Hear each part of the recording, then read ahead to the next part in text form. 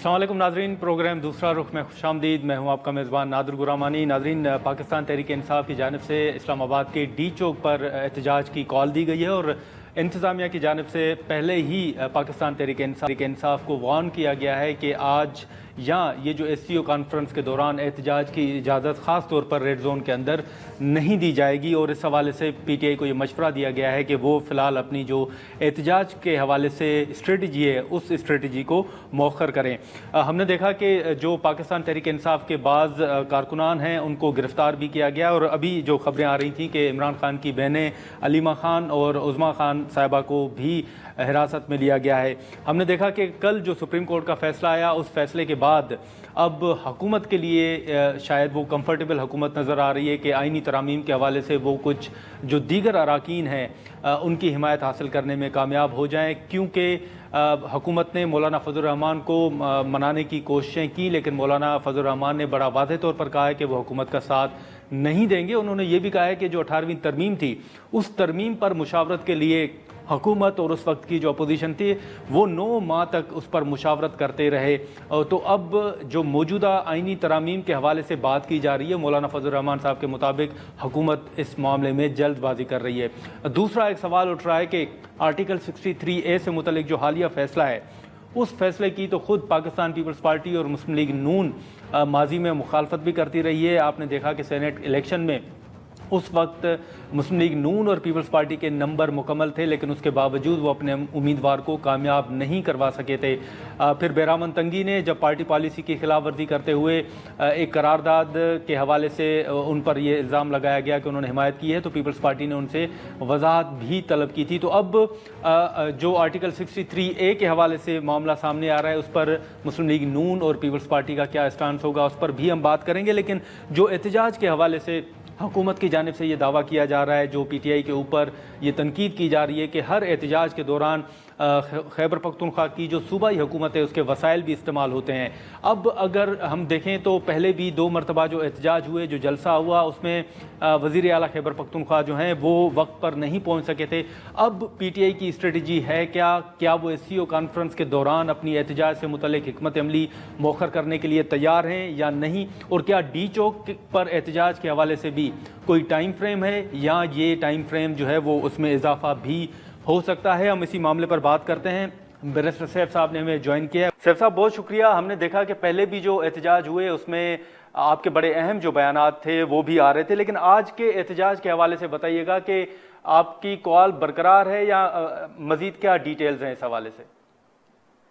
जी शुक्रिया। देखें, हमारी कॉल बिल्कुल बरकरार है, बल्कि हमारा जुलूस जो है वो कम अज कम खैबर पख्तूनख्वा से तो हमारे वजीर आला अली अमीन गंडापुर साहब की क़यादत में पंजाब में एंटर भी हो चुका है और इस वक्त बुरहान के पास है। और वहां पर ये जो फैसलाई हुकूमत की पुलिस है वो अपने आंसू गैस जो है वो जाया कर रही है।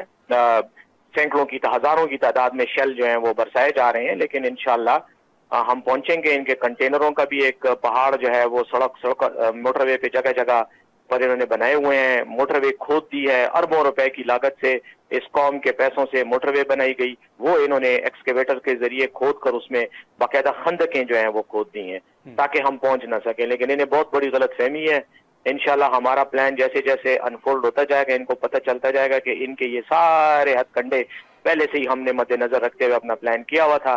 इंशाल्लाह हम डी चौक पहुंचेंगे और इनकी तमाम जो प्लानिंग है वो नाकाम होगी। जैसे कि पूरी कौम को पता है कि ये एक बददियानत हुकूमत है, जेली हुकूमत है, फॉर्म 47 की हुकूमत है, इसी तरह इनके ये मंसूबे भी नाकाम होंगे और इंशाल्लाह हम डी चौक में अपना एहतजाज रिकॉर्ड कराने के लिए पहुंचेंगे। हाँ, तो सैफ साहब जैसे माजी में आपको टाइम फ्रेम एक दिया गया था कि 2 घंटे हैं, 4 घंटे हैं, आज के एहतजाज के हवाले से भी क्या किसी टाइम फ्रेम पर आप अमल दरामद करेंगे या आप समझते हैं कि अगर रात भी हो गई तो भी आप हर सूरत पहुंचेंगे? नहीं, देखें, वो जो टाइम फ्रेम था वो तो हमने जलसों के लिए आईन और कानून की पासदारी करते हुए NOC के लिए दरखास्तें दी, फिर इन्होंने अदालती अहकामात के नतीजे में NOCs दिए, वरना नहीं दिए दे रहे थे। NOCs में ये 40-40 और 50-50 शराइत इन्होंने रखी कि इतने बजे से इतने बजे तक। हमने तो जलसे के लिए इजाजत मांगी थी, वलीमे के लिए नहीं मांगी थी, लेकिन बहरहाल इन्होंने जलसे को वलीमा समझ के हमारे साथ वो बर्ताव किया, लेकिन हमने फिर भी कानून की पासदारी की। उसके बावजूद जब आईनी हुकूक کے راستے میں رکاوٹیں بنائی جاتی ہیں تو پھر اور کوئی راستہ نہیں ہوتا کہ پھر ہم اپنا آئینی حق خود استعمال کریں. ہم نے اب جو اعلان کیا ہے اس میں کوئی ٹائم فریم نہیں ہے. خان صاحب کی طرف سے، عمران خان صاحب کی طرف سے ہمیں یہ حکم ہے کہ آپ نے ڈی چوک پہنچنا ہے. ہم ڈی چوک پہنچ کے دکھائیں گے، چاہے 1 دن لگے، چاہے 2 لگے، چاہے 3 لگے، واپس آنے کا کوئی چانس نہیں ہے. انشاءاللہ ہم پہنچیں گے. ہاں بالکل. بیرسٹر صاحب میں آپ سے یہی سوال کر رہا تھا کہ لیٹ سپوز آپ کا بڑا واضح موقف ہے کہ آپ ہر صورت ڈی چوک پہنچیں گے، لیکن لیٹ سپوز کہ اگر آپ رکاوٹوں کی وجہ سے تاخیر ہو جاتی ہے، رات ہو جاتی ہے، تو کیا یہ کال کل بھی برقرار رہے گی اور پرسوں بھی برقرار رہے گی؟ اس بار ٹائم فریم نہیں ہے گرمانی صاحب. اٹس این اوپن چیلنج اور این اوپن ٹاسک جس کا کوئی ٹائم کنسٹرینٹ ہمارے اوپر نہیں ہے. ہم نے پہنچنا ہے، چاہے میں نے جیسے کہا 2 دن لگتے ہیں، 3 دن لگتے ہیں، ہم وہاں پہنچیں گے. اور ہم جہاں رات آئے گی وہاں رات گزاریں گے. رات کو بھی سفر ہوگا، دن کو بھی ہوگا، اور انشاءاللہ ڈی چوک منزل ہے، منزل تک پہنچ کے پھر دیکھیں گے، وہاں احتجاج کریں گے. لیکن بیرسٹر صاحب اب جو محسن نقوی صاحب نے گفتگو کی ہے اس میں انہوں نے کہا ہے کہ علی مین گنڈاپور صاحب جو ہیں وہ پہلے پاکستانی ہیں، پھر وہ کسی پارٹی کے ہیں یا وہ وزیر اعلیٰ ہیں.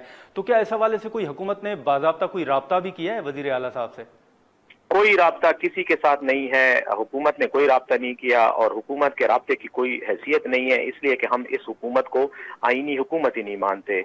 ہم بات چیت ان کے ساتھ کیا کریں جس کو ہم اس قابل ہی نہیں سمجھتے کہ اس کے پاس آئینی حق ہے حکومت کہلوانے کا. ان کے ساتھ ہم بات کر کے کیا کریں؟ ہم تو انہیں غاصب اور بددیانت اور الیکشن کمیشن کی ملی بھگت کے نتیجے میں جیلی فارم 47 کے نتیجے میں اقتدار پر قابض ایک گروہ سمجھتے ہیں. تو اس لیے ہم ان کے ساتھ کوئی بات چیت نہیں کریں گے. ہم انشاءاللہ اسلام آباد جائیں گے. باقی جہاں تک محسن نقوی صاحب کا تعلق ہے، بالکل اس میں کوئی شک نہیں ہے کہ علی امین گنڈاپور بھی پاکستانی ہے، میں بھی پاکستانی ہوں، اور اس جلوس میں، اس احتجاج میں شامل ہزاروں لاکھوں جو پاکستانی ہیں وہ سب پاکستانی ہیں. ہماری حب الوطنی پر نہ شک کیا جائے اور نہ ہی ہماری حب الوطنی پر اعتراض کیا جائے. اگر کسی نے پاکستان کے آئین کو پامال کیا ہے تو وہ میں نے نہیں کیا، وہ علی امین گنڈاپور نے نہیں کیا، وہ عمران خان نے نہیں کیا، وہ محسن نقوی نے اور اس کے وزیر اعظم شہباز شریف نے کیا ہے، کیونکہ یہ جیلی فارم 47 کے ذریعے یہ اقتدار میں آئے ہیں. پاکستان اور جس طرح سے یہ آئین کے ساتھ مذاق کر رہے ہیں، جو کل سپریم کورٹ کا فیصلہ آیا، آپ دیکھ لیں پاکستان کی تاریخ میں ایسے فیصلے آپ کو نہیں ملیں گے. جو آئینی ترمیم کا جو یہ حال کر رہے ہیں، جس انداز میں یہ آئینی ترمیم پاس کر رہے ہیں، یقین کریں ہماری آنے والی نسلیں بھی اس قسم کے فیصلوں پہ شرمندہ ہوں گی. ہم پتہ نہیں کس طرح کی روایات ڈال رہے ہیں، اور وہ یہ لوگ صرف اپنے اقتدار کو چند مہینے دوام دینے کے لیے ڈال رہے ہیں. اس لیے ہم ان سے یہی مطالبہ کرتے ہیں، نہ ہمارے سامنے آئین کی بات کرو، نہ جمہوریت کی بات کرو. آرام سے یہ اسلام آباد چھوڑ دو ہمیں اور آنے دو. یہ اسلام آباد اتنا ہی ہمارا ہے جتنا کسی اور کا ہے. لیکن اگر رکاوٹ ڈالیں گے تو پھر رکاوٹ کے ساتھ ہم اس طرح سے لیکن آپ حکومت یہ بھی دعویٰ کرتی رہی ہے بیرسٹر صاحب، آپ نے بیانات بھی سنے ہوں گے، اور حکومت یہ بھی پی ٹی آئی پر الزام لگاتی ہے کہ جو آپ کا احتجاج ہوتا ہے اس میں جو لوگ ہیں ان کے پاس اسلحہ بھی ہوتا ہے. اس الزام کو آپ کیسے دیکھتے ہیں؟ ہمارے پاس کوئی اسلحہ نہیں ہے گرمانی صاحب. میں یہ آپ کو ہر طرح کی گارنٹی اور تسلی دیتا ہوں کہ ہمارا اسلحہ کسی بھی بری نیت سے استعمال ہونے کا نہ ہمارا ارادہ ہے اور نہ ہم نہ اسلحہ لے کر آئے ہیں. اور یہ جو ایک ویڈیو گردش کر رہی ہے صبح سے، کیا آپ سمجھتے ہیں کہ کوئی ذی عقل اور ذی ہوش آدمی ایک پرامن احتجاج کرتے ہوئے جس میں خواتین بھی شامل ہوں؟ اس وقت ہماری ان قافلوں میں ہزاروں کی تعداد میں خواتین بھی ہیں جو کے پی سے آ رہی ہیں. باقی پاکستان کی میں بات ہی نہیں کر رہا. مجھے یہ بتائیں، کیا ہم یہ افورڈ کر سکتے ہیں کہ ہم بندوقیں لے کر آئیں اور اس کو اوپن ویڈیو پہ دکھائیں بھی سارے ملک کو کہ ہمارے پاس بندوقیں اور ہم فائر کریں گے؟ مطلب اس سے زیادہ حماقت اور نون لیگ کے گلو بٹوں کی کیا ہو سکتی ہے؟ نہ ان کو عقل ہے، نہ ان کے اندر سینس ہے. یہ تو خود صاف ظاہر کر رہے ہیں کہ یہ ان کے لوگ ہیں جنہوں نے پی ٹی آئی کے جھنڈے جو ہیں وہ گلے میں ڈالے ہوئے ہیں، اور پی ٹی آئی پر الزام لگانے کے لیے اس طرح کے ڈائلاگ بولے جا رہے ہیں اور اسلحے کی نمائش کی جا رہی ہے. ہماری طرف سے کوئی فائر نہیں ہوگا، یہ میں آپ کو آپ کے پروگرام میں گارنٹی دیتا ہوں. آپ میری طرف سے یہ ضمانت چلا دیں، ہماری طرف سے وائلنس کا آغاز نہیں ہوگا. ہم بالکل زور نہیں کریں گے، لیکن اگر ہمارے خلاف وائلنس ہوگا تو پھر ہمیں اپنی دفاع کا حق پاکستان کا قانون بھی دیتا ہے اور میرا دین اسلام بھی دیتا ہے. تو آپ جواب میں پھر اس طرف جا سکتے ہیں؟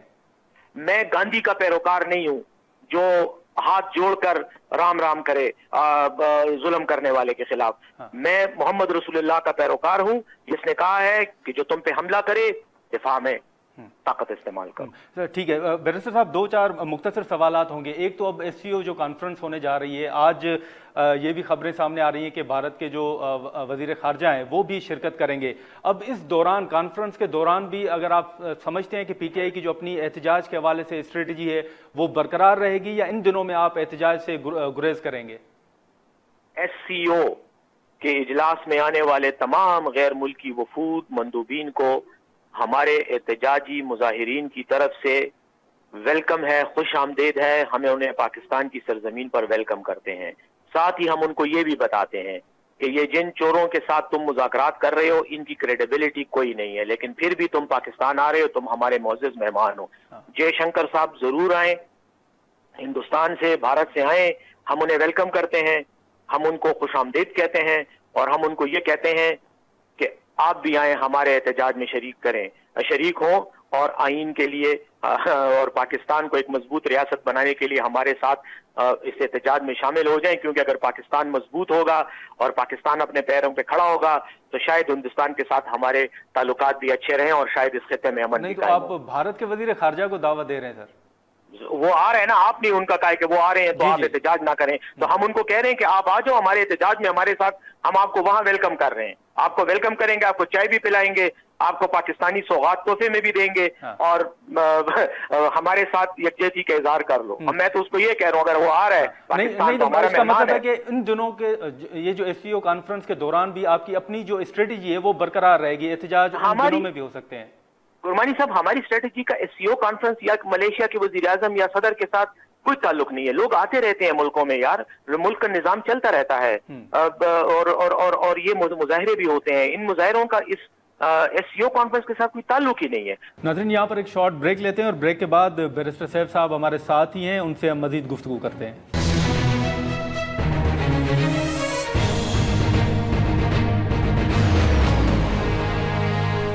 प्रोग्राम में दोबारा खुशामदीद। अमन अमान की सूरत हाल के हवाले से तो कहा जा रहा है ना कि अगर एहतजाज होंगे, कंटेनर्स होंगे, सड़कें सील होंगी तो पैगाम अच्छा नहीं जाएगा, मैसेज अच्छा नहीं जाएगा। तो मेरी बात सुने, इनमें से जितने भी आ रहे हैं ना ये गैर मुल्की मंदूब बशमूल भारत के, ये सारे जमहूरी मुल्क हैं, जमहूरियत का ये दावा करते हैं ना, ये तो अपने आप को डिक्टेटरशिप नहीं कहते। इनके मुल्कों में भी जमहूरियत का तकाजा यही है और वो भी अपने लोगों को एहतजाज का हक देते हैं। उनके मुल्कों में तो कभी भी कंटेनर नहीं लगाए जाते, उनके मुल्कों में तो कभी भी जो है वो सड़कें जो है वो एक्सकेवेटर के जरिए नहीं खोदी जाती, तो उनको कोई तकलीफ नहीं होगी इस एहतजाज से। अगर उन्हें पता चलेगा कि पाकिस्तान में एक बहुत बड़ी पार्टी आईनी हुकूक के लिए एहतजाज कर रही है तो मेरे ख्याल में वो खुश होंगे कि पाकिस्तान एक जमहूरी मुल्क है और वहां पर एहतजाज की इजाजत है हर किसी को आईनी हुकूक के लिए। हाँ, अलबत्ता वो इस बात पे जरूर खफा होंगे, नाराज होंगे और उन्हें अफसोस होगा जब वो कंटेनरों के इतने बड़े बड़े मीनार देखेंगे और वो खुदी हुई मोटरवे देखेंगे। वो जरूर फिर कहेंगे कि आखिर खौफ किस बात का है, अपनी आवाम से इतना डर कि आपने जो है मोटरवे भी तबाह कर दी और कंटेनरों का कब्रिस्तान भी इस्लामाबाद को बना दिया। लेकिन जिन्होंने ये कंटेनर लगाए हैं उनको सोचना चाहिए, हमें तो कोई प्रॉब्लम नहीं है। हम लेकिन ये जो आपका रावलपिंडी में एहतजाज हुआ था उसके बाद खान साहब का एक बयान आया और उन्होंने असद कैसर साहब को भी तनकीद का निशाना बनाया और बैरिस्टर गौहर साहब को भी, और उन्होंने कहा कि बैरिस्टर गौहर को आप तब्दील करें। तो आप समझते हैं कि वाकई रावलपिंडी के एहतजाज के दौरान क़यादत फ्रंट फुट पे नहीं थी और बैरिस्टर गौहर को तब्दील होने की कोई बात हो रही है? पहली बात तो ये है गुरमानी साहब के बैरिस्टर गौहर साहब हमारे चेयरमैन हैं और खान साहब ही ने उनको अपॉइंट किया है। खान साहब का उन पर पूरा एतमाद है और बैरिस्टर गौहर को हटाने के हवाले से कोई बात नहीं हुई थी। बैरिस्टर गौहर साहब ने एक बात की थी और उन्होंने ये कहा था कि एहतजाज जो है वो अब रात हो गई है और खान साहब ने कहा था कि जब एहतजाज रिकॉर्ड हो जाए तो उसको कॉल ऑफ कर दे। तो उन्होंने बतौर चेयरमैन अपने इख्तियारात को इस्तेमाल करते हुए कॉल ऑफ कर दिया था एहतजाज को। और मेरे ख्याल में ये जो मौजूदा जेली हुकूमत है इनको तो मतलब तकलीफ थी कि हम रात को भी एहतजाज कर रहे हैं। तो उसके बाद बैरिस्टर गौहर ने उसका एक वो करते हुए खान साहब की हिदायत की रोशनी में उसको कॉल ऑफ कर दिया था। लेकिन असद कैसर तो मौजूद ही नहीं था, असद कैसर तो आज भी पाकिस्तान में नहीं है, वो तो कहीं बाहर है। लेकिन जहां तक इन दोनों इसका ताल्लुक है तो वो बिल्कुल हमारे चेयरमैन है और ऐसी कोई बात खान साहब ने नहीं की। लेकिन एक सवाल सर मैं आपको वजीर आला खैबर पख्तूनख्वा साहब के हवाले से जरूर करूंगा कि वो लाहौर में लेट पहुंचे थे, उस हवाले से भी आपका बयान आया था। रावलपिंडी में एहतजाज था, वो वापस जब चले गए थे उस हवाले से भी आपकी वजाहत सामने आई थी। लेकिन अब आप समझते हैं कि अब ऐसी कोई सूरत हाल पैदा हो सकती है, वजीर आला साहब को कुछ वजूहात के बिना पे वापस जाना पड़ सकता है या वजीर आला साहब खुद डी चौक पर मौजूद होंगे? जी देखें, मेरी बात सुने, इस्लामाबाद का और पिंडी का जो एहतजाज था उसमें वजीर आला इसलिए लेट पहुंचा کہ ایسی مثال ہے کہ آپ مجھے اپنے گھر دعوت کے لیے بلائیں اور مجھے کہیں کہ تم نے 6 بجے پہنچنا ہے، اور جب میں 6 بجے پہنچنے کے لیے گھر سے نکلوں تو آپ نے راستے میں خندقیں بھی کھدوا دی ہوں، آپ نے کنٹینر بھی کھڑے کر دیے اور آپ آنسو گیس کی شیلنگ بھی مجھ پہ کرنا شروع کر دیں، اور پھر مجھے گھڑی دیکھے گھر میں بیٹھ کے آپ گھڑی دیکھتے رہیں کہ بھئی یہ تو 6 بجے پہنچا نہیں۔ تو بات یہ ہے کہ اگر وزیر اعلیٰ خیبر پختونخوا کے لیے راستے کھلے ہوتے اور ان کو پرامن طریقے سے جلسہ نام میں پہنچنے کی اجازت ہوتی تو وہ پہنچ جاتے، جلسہ کر کے گھر واپس آ لیکن جاتے۔ صاحب راستے تو آج بھی بند ہے سر۔ تو راستے بند ہے نا، لیکن آج تو کوئی ٹائم نہیں ہے نا، آج جلسہ نہیں ہے، اب تو احتجاج ہے، راستے بند ہے، راستے کھولنے کے لیے ہم نے بندوبست کیا ہوا ہے، ہم اس طرح راستے کھولیں گے۔ اور آپ دیکھیں گے ابھی اس وقت برہان کے پاس زبردست قسم کی آنسو گیس بھی پھینکی جا رہی ہے اور ربر بلٹس بھی فائر ہو رہے ہیں، اور ہمارے کارکن وہاں ان کا مقابلہ کر رہے ہیں۔ آپ اپنے کیمرہ مینوں کو بھیجیں ذرا برہان کی طرف، آپ کو بتا دیں گے۔ اس وقت بھی وہاں راستہ بند ہے، ہم راستہ کھولنے کی کوشش کر رہے ہیں، جس وقت بھی ہوا ہم پہنچیں گے، اور انشاءاللہ آپ کا جو ہے کیمرہ والا اس کے ساتھ آپ بھی آئیں انشاءاللہ ڈی چوک میں، ہم آپ کے ساتھ جو ہے نا پھر بات بھی کریں گے، آپ کو چائے بھی پلائیں گے اسٹائرو فوم کے مگوں میں۔ اچھا چلیں ایک یہ چیز بتا دیں، کل جو سپریم کورٹ کا آرٹیکل 63A کے حوالے سے فیصلہ ہے، اس کے بعد اب کیا آپ کو خدشہ ہے کہ پاکستان تحریک انصاف کے جو کچھ اراکین ہیں وہ ٹوٹ سکتے ہیں، کیونکہ حکومت اب بڑی کمفرٹیبل نظر آ رہی ہے؟ حکومت کوئی کمفرٹیبل نہیں ہے۔ اگر حکومت کمفرٹیبل ہوتی اور حکومت کو اعتماد ہوتا اور حکومت محفوظ ہوتی تو وہ یہ حرکتیں نہ کر رہے ہوتے۔ یہ جو کر رہے ہیں، یہ سپریم کورٹ کے ساتھ جو کر رہے ہیں، آئین کے ساتھ جو کر رہے ہیں، محفوظ لوگ اور کمفرٹیبل لوگ ایسی حرکتیں نہیں کرتے۔ یہ چور ہیں، ان کے دلوں میں چوری ہے، ان کو ڈر ہے، ان کو اپنے مستقبل کا ڈر ہے، ان کو عوام کے رد عمل کا ڈر ہے، اس لیے یہ ایسی حرکتیں کر رہے ہیں۔ اب آخر میں سپریم کورٹ کے فیصلے پہ ایک مثال آپ کو دیتا ہوں۔ آج سے کئی سال پہلے جب میں اسٹوڈنٹ تھا تو میں ایک انٹرنیشنل کانفرنس میں گیا جہاں پر مختلف قسم کے آئینی اصلاحات پر کا موضوع تھا۔ وہاں پر بعض لوگ چند ملکوں کے، میں ملکوں کے نام نہیں لوں گا، ان کے بعض آئینی فیصلوں کو ڈسکس بھی کر رہے تھے اور ہنس بھی رہے تھے، مذاق بھی اڑا رہے تھے۔ مجھے بہت افسوس ہے کہ شاید مستقبل میں جب انٹرنیشنل کانفرنسز میں ہماری عدالتوں کے فیصلے زیر بحث آئیں گے تو شاید ایسا ہی مذاق اڑایا جائے، اور سپریم کورٹ کے کل والے فیصلے میرے خیال میں اسی کیٹیگری میں آتے ہیں۔ نہیں، لیکن اگر آپ کے بندے، آپ کے جو ایم این ایز ہیں وہ اگر ٹوٹتے ہیں بیرسٹر صاحب، تو پھر ان کے خلاف کیا کارروائی ہوگی؟ کیونکہ الیکشن کمیشن کے پاس تو وہ انڈیپینڈنٹ ہے، وہ تو نااہل بھی نہیں ہو سکتے، ڈی سیٹ بھی نہیں ہو سکتے۔ دیکھیں گرمانی صاحب، یہ ایک الگ موضوع ہے، اس میں کانسٹیٹیوشنل اور لیگل ٹیکنیکلٹیز ہیں، اس پر ہم کسی اور وقت الگ سے کر لیں گے۔ لیکن آخر میں صرف بات کرنے اتنا چاہ رہا ہوں کہ سپریم کورٹ کے فیصلے نے معاملہ کلیئر کر دیا ہے، جو پہلا والا فیصلہ تھا ریزرو سیٹس کے حوالے سے، اور اس میں یہ ساری چیزیں کلیئر ہو چکی ہیں۔ میرے خیال میں ہم اس پہ بحث میں کیوں پڑیں، لیکن یہ بحث ضرور کریں گے کہ 14 ججز کا فیصلہ نہیں مانا جا رہا اور 4 ججز کا فیصلہ مانا جا رہا ہے۔ ٹھیک ہے بیرسٹر صاحب، مختصر صرف آخری سوال یہ ہوگا کہ جب بھی احتجاج ہوتا ہے اور جب بھی وزیر اعلیٰ صاحب آتے ہیں تو آپ پر ایک تنقید ہوتی ہے کہ آپ صوبائی حکومت کے اختیار جو وسائل ہیں وہ آپ استعمال کر رہے ہیں، آج بھی کچھ اس طرح کا تاثر دیا جا رہا ہے، اس پر آپ کامنٹ کریں گے سر؟ بس جو کمنٹ کرنے والے ہیں یہ وہی ہیں کہ جو لندن میں مے فیئر کے اپارٹمنٹس میں رہتے ہیں، جنہوں نے اربوں ڈالروں میں اربوں روپے جو ہے اربوں ڈالر پاکستان کے، میرے اور آپ کے پیسے چرا کر وہ باہر ملکوں میں جائیدادیں خریدی ہوئی، یہی لوگ اعتراض کرتے ہیں، لیکن ان کے پاس صرف زبانی جمع خرچ کے علاوہ اور کچھ نہیں ہے۔ انہیں میں چیلنج کرتا ہوں، یہ آ جائیں، یہ جو ہمارے سرکاری وسائل کی بات کر رہے ہیں یہ ہمیں بتا دیں کون سا سرکاری ہم استعمال کر رہے ہیں۔ وزیر اعلیٰ کے پاس اگر اپنی کوئی سرکاری گاڑی ہے تو وہ وزیر اعلیٰ ہے، اس کے پروٹوکول میں اس کو اختیار ہے کہ وہ گاڑی استعمال کرے۔ جو ہمارے مظاہرین ہیں، مشینری مشینری پہ آ رہا ہوں، مشینری ہماری ساری کرائے کی ہے، کچھ ہم نے مختلف جگہوں سے کرایوں پہ لی ہے، ٹھیکیداروں کے پاس یہ ساری مشینری اویلیبل ہے، ہم نے کرائے پہ لی ہے، ہمارے پارٹی کا فنڈ استعمال ہوا ہے، گاڑیاں بھی پارٹی کے فنڈ سے ہیں جن میں ورکر آ رہے ہیں، کھانے کا بندوبست بھی ورکرز نے کیا ہے، یہ ہماری ساری اپنی جو ہے اپنی کیا کہتے ہیں وسائل اپنے وسائل کی بنیاد پر ہم نے یہ سب کچھ کیا ہے۔ جہاں تک آپ کو ریسکیو 1122 کی گاڑیاں نظر آ رہی ہیں یا فائر بریگیڈ کی نظر آ رہی ہیں یا کچھ ایمبولینسز آپ کو نظر آ رہی ہیں، تو یاد رکھیں قانون کے تحت ان اداروں کا یہ فرض ہے کہ جہاں بھی عوامی اجتماع ہو اس عوامی اجتماع کے لیے یہ موجود ہوتے ہیں، یہ ان کی ڈیوٹی ہے اور وہ اپنی ڈیوٹی سر انجام دے رہے ہیں۔ ہم نے ان کو ایسا کوئی آرڈر نہیں دیا۔ ٹھیک ہے بیرسٹر سیف صاحب، بہت شکریہ سر، آپ نے وقت نکالا۔ ناظرین، بیرسٹر سیف صاحب کی گفتگو آپ نے سنی، ہم یہاں پر ایک شارٹ بریک لیں گے اور بریک کے بعد جو دیگر ایشوز ہیں، خاص طور پر جو سپریم کورٹ کا فیصلہ اور فیصلے کے بعد جو اس وقت تحریک انصاف کی جانب سے احتجاج کا معاملہ ہے، اس پر ہم مزید گفتگو کریں گے۔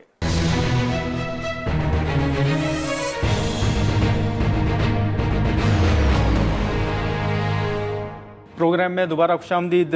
नाज़रीन, आपने बैरिस्टर सैफ साहब की गुफ्तगू सुनी। इस वक्त जो हुकूमत की जानिब से, जैसे मैंने शुरू में जिक्र किया कि आर्टिकल 63A के हवाले से जो फ़ैसला है, उस फ़ैसले के बाद हुकूमत जो है वो कंफर्टेबल ज़रूर नज़र आ रही है, लेकिन इस फ़ैसले के नताइज क्या होंगे? हमने देखा कि माजी में भी इस तरह के फ़ैसले हुए जिसके ख़ुद पीपल्स पार्टी और मुस्लिम लीग नून जो है वो शिकार रह चुकी है। फिर अब जो एहतजाज के हवाले से PTI की स्ट्रेटजी है, फिर हुकूमत का एक वाज़ेह मौक़िफ़ है कि डी चौक पर एहतजाज की इजाज़त जो है ख़ास तौर पर SCO कॉन्फ्रेंस के दौरान नहीं दी जाएगी, तो उसके नताइज क्या निकलेंगे? सीनियर पॉलिटिशियन मुस्लिम लीग नून के सीनियर रहनुमा खुर्रम दस्तगीर साहब, उन्होंने हमें ज्वाइन किया है। बहुत शुक्रिया खुर्रम साहब, आपने वक्त निकाला। सर, आज एक मरतबा फिर पाकिस्तान तहरीक इंसाफ ने इस्लामाबाद के डी चौक पर एहतजाज की कॉल दी और तकरीबन पूरा इस्लामाबाद, ख़ास तौर पर जो मेन हम कहें कि मकामात हैं, उनको कंटेनर्स लगाकर बंद कर दिया गया है। ये सूरत हाल खुर्रम साहब आप क्या देख रहे हैं, कब तक इस तरह चलता रहेगा? कि हमारे सामने ये चैलेंज है कि हमें इस्लामाबाद और रावलपिंडी में रहने वाले जो पाकिस्तानी हैं, उनके जानो माल की हिफाजत भी करनी है, उनके मामूलात की हिफाजत भी करनी है, जो कि हर दफ़ा डिस्टर्ब होते हैं, क्योंकि एक जमात जो है, जो कि एक इंतशारी टोला है, वो मुस्तकिल हमला आवर हैं और बज़िद हैं कि उन्होंने मुल्क का जो अमन व अमान है उसको ख़राब करना है। एहतजाज अपनी जगह पर ज़रूर एक आईनी हमारे पास आज़ादी हासिल है, लेकिन अगर आप आर्टिकल 19 पढ़ें जिसके अंदर इज़हार राय की आज़ादी लिखी है, उसके आखिर में ये है कि इंसाइटमेंट टू एन ऑफेंस, यानी एक जुर्म की तरफ या तशद्दुद की तरफ उकसाना जो है, उसको आईनी तहफ़्फ़ुज़ हासिल नहीं है, वो आईनी हक नहीं है। और हमने ये देखा है कि बार बार वज़ीर आला खैबर पख्तूनख्वा की तरफ से और PTI के जो लोग, जिन्होंने संजानी में भी पहले खिताब किया, रावलपिंडी में, और फिर बाद में लाहौर में खिताब किया, उन्होंने अपनी तकारीर में अपने कारकुनों को एक दफ़ा नहीं दर्जनों दफ़ा जो है वो जुर्म करने पर और तशद्दुद पर उकसाया। और वज़ीर आला खैबर पख्तूनख्वा जो है, जिनके पास से एक सूबे के सारे वसाइल मौजूद हैं, उनके पास गाड़ियां हैं, उनके पास असला है, उनके पास अहलकार हैं, उनके पास वसाइल हैं, जिन्हें वो इस्तेमाल करते हुए वो धमकी देते हैं कि वो एक दूसरे सूबे की में जाकर जेल तोड़कर एक कैदी को रिहा करेंगे, वो दूसरे सूबे के दारुल हुकूमत पर हमलावर होंगे, वो दूसरे सूबे की खातून वज़ीर आला को धमकियां देते हैं और खातून साफियों के बारे में नाजेबा अल्फाज इस्तेमाल करते हैं। तो ये जो इंसाइटमेंट टू ऑफेंस है, इसको हमें रोकना है। और एक ऐसे वक्त में जबकि आज तक मलेशिया के वज़ीर आज़म पाकिस्तान में मौजूद थे, तो उन्हें हमें ये ज़रूर दुनिया को भी और मेहमानों को ये बताना है कि पाकिस्तान अल्हम्दुलिल्लाह मुआशी तौर पर मुस्तहकम हो गया है और इंशाअल्लाह आने वाले दिनों में सियासी तौर पर भी मुस्तहकम होगा। और ये जो बार बार हमें एक फाशिस्ट चैलेंज उठता है तहरीक इंसाफ की तरफ से, हम इसका मुकाबला कर रहे हैं और करेंगे इंशाअल्लाह। लेकिन खुर्रम दस्तगीर साहब, अब जैसे आपने वज़ीर आला साहब का जिक्र किया, वो बयानात भी देते हैं, वो रावलपिंडी पहुंचने की कोशिश करते हैं, वो लाहौर में पहुंचे। अब अगर डी चौक के हवाले से हुकूमत की एक स्ट्रेटजी बड़ी वाज़ेह है कि वहाँ पर एहतजाज की इजाज़त नहीं दी जाएगी, कंटेनर्स लगे हुए हैं, ऐसी सूरत हाल में अगर वज़ीर आला साहब अपने साथ मशीनरी लेके पहुँचते हैं, तो क्या फिर कानून क्या कहता है? क्या फिर वज़ीर आला के खिलाफ भी कोई कानून इस्तेमाल हो सकता है? वो उनको भी हिरासत में लिया जा सकता है? कोई ऐसी सूरत हाल पैदा हो सकती है? जी, वो हमें चूँकि तहरीक इंसाफ वाले दूसरे ममालिक की बहुत मिसालें देते हैं और जमहूरियत की मिसालें देते हैं, तो हमने अभी देखा है कि हिंदुस्तान में आनंद केजरीवाल बतौर वज़ीर आला 5 माह जेल में रहे हैं और कुछ अरसे बाद रिहा हुए 5 महीने की जेल काट के। तो लेकिन ये मकसद नहीं है, मकसद ये है कि हमें पाकिस्तान को अमन देकर, जमहूरियत है, आप पार्लियामान का हिस्सा है, पार्लियामान के अंदर जरूर एहतजाज करें, लेकिन ये जो मुस्तकिल हमला है ये आज से नहीं है। आपके नाजरीन को याद होना चाहिए 10 साल पहले भी जब ये धरना देने आए थे, उस वक्त भी यही सूरत हाल थी और बाकायदा दरखास्त की थी इनसे कि चाइना के सदर आ रहे हैं, CPEC पे दस्तखत होने हैं, आप चंद दिन के लिए धरना मौखर कर दें। इन्होंने नहीं किया, बल्कि ہر گزرتے دن کے ساتھ یہ حملہ آور ہوئے، پاکستان ٹیلی ویژن پر قبضہ کیا ڈنڈے لے کر، پارلیمان کے جنگلہ توڑا، پریزیڈنسی کے اوپر حملہ آور ہوئے، اسلام آباد پولیس کے کئی سینکڑوں کارکن جو تھے اہلکار، ان کو ان کی ہڈیاں توڑی، زد و کوب کیا. اور پھر بعد میں ایک ریکارڈ ہے 16 اکتوبر کو بھی 2016 میں یہ اسی طرح خیبر پختونخوا کے تمام وسائل لے کر اسلام آباد پر چڑھ دوڑے تھے اور ان کو ہم نے اٹک پل پر پسپا کیا تھا. پھر 25 مئی 2022 کو بھی یہ آئے اسلام آباد میں میٹرو بس کے انہوں نے توڑے، اسٹیشن توڑے، درختوں کو آگ لگائی.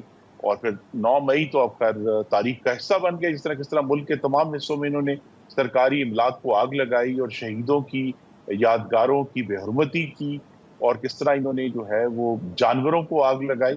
یہاں ایک یہ نہیں ہے کہ جی صرف ایک جماعت کو ہے ٹارگٹ، پوری ملک میں ہم ایک ہی جماعت ہے جو بار بار، ایک دفعہ نہیں، مستقل پچھلے 10 سال سے تشدد کے ذریعے سیاست کرنا چاہتی ہے. تو تشدد کے ذریعے جو ہے وہ پھر حکومت کے سامنے بھی فرض ہے کہ وہ امن و امان قائم کرنے کے لیے ایسے اقدامات کرے. اور جو سیاسی احتجاج ہے آپ نے دیکھا ہے ابھی دوسری جماعتیں بھی کرتی ہیں. جماعت اسلامی نے راولپنڈی میں کیا، انہوں نے تو کسی چیز کو آگ نہیں لگائی، انہوں نے کوئی دھمکی نہیں دی کہ ہم چڑھ دوڑیں گے. اس لیے وہ کہتے ہیں کہ جی دوسری جماعتیں جو ہیں وہ اگر اس قسم کی دھمکیاں دیں گی تو پھر حکومت جو ہے وہ شہریوں کی حفاظت کے لیے، سرکاری املاک کی حفاظت کے لیے، اور سب سے بڑھ کے ایک ایسے وقت میں جبکہ شنگھائی کوآپریشن آرگنائزیشن کا سربراہ اجلاس ہونے لگا ہے، دنیا کی نظریں اسلام آباد پر ہوں گی، تو اسلام آباد سے انشاءاللہ یہی ایک پیغام جائے گا کہ پاکستان معاشی طور پر مستحکم ہے اور الحمدللہ پرامن ہے. ناظرین یہاں پر ایک شارٹ بریک لیتے ہیں اور بریک کے بعد ہم یہیں سے گفتگو کو آگے بڑھاتے ہیں.